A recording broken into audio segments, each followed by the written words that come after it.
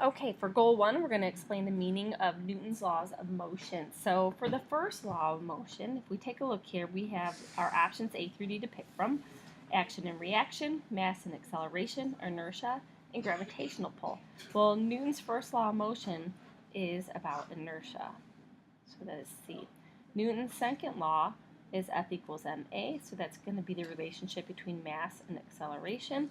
And the third law is action reaction. So the force on one object is equal and opposite to the force from another object.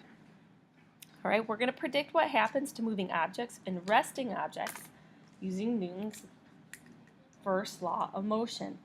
So we have an object moving on a very smooth ice rink at constant velocity. If the object doesn't bump into anything, describe what will happen to the object as it continues to move on the frictionless surface. So the object will continue moving in a straight line. So the reason why this happens is by Newton's first law, unless you have an outside force working on something, an object in motion is going to stay in motion, and an object at rest is going to stay at rest. So what would happen to a rock sitting on the ground over time, assuming that there's no external forces working on it? The rock will continue to sit there.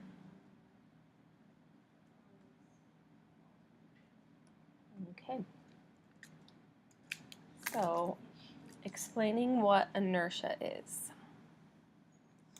Inertia is the tendency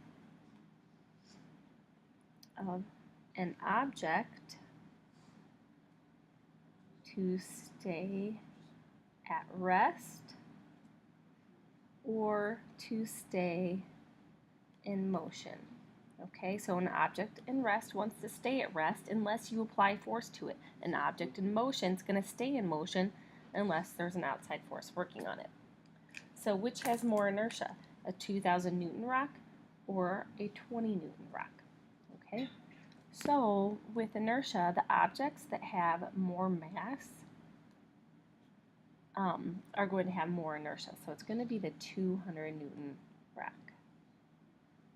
Okay, so mass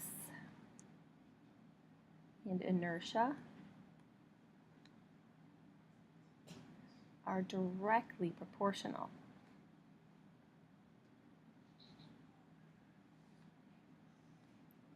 So the more mass means more inertia. Okay, so if thrown, which rock would be harder to stop? So again, that's going to be the 200 Newton rock. Okay, and so what's happening is we know that an object in motion wants to stay in motion. So if you have more inertia, right, it's going to take a greater force to stop that. Okay, so objects in motion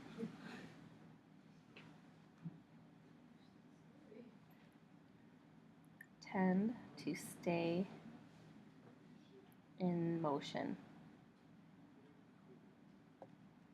Okay, so since this has more mass, right, it has more inertia, so more inertia means a greater force necessary to stop its motion.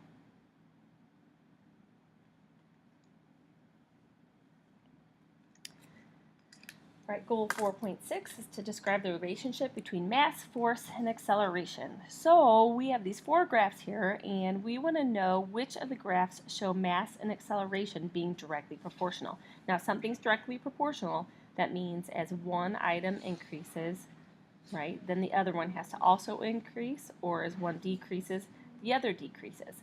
So for this one, since we're looking at mass and acceleration, it doesn't matter what axis it's on. As we go from left to right, on the x-axis, if we are will be increasing on the x-axis. We're just looking to see if the graph also increases. So if you notice here for A, it definitely goes up, so it's going to be A. If you look at B, right, now this isn't a linear proportion, but as the acceleration grows, so does the mass, so that's going to be B. And then for C, as mass increases, acceleration increases, so that's C.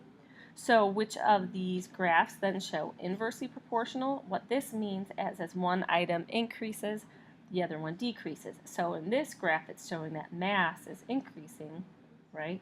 But as mass increases, notice the acceleration value gets smaller and smaller. So D is going to be an inverse proportional relationship, okay? Now, if we were really looking at the relationship between mass, force, and acceleration, we have F equals ma. Mass and acceleration are actually inversely proportional. So what this would look like is like if you have acceleration equals force over mass, the graph that represents this is going to be graph D. Okay, so this is an actual true relationship. These are not true relationships when it comes to mass and acceleration.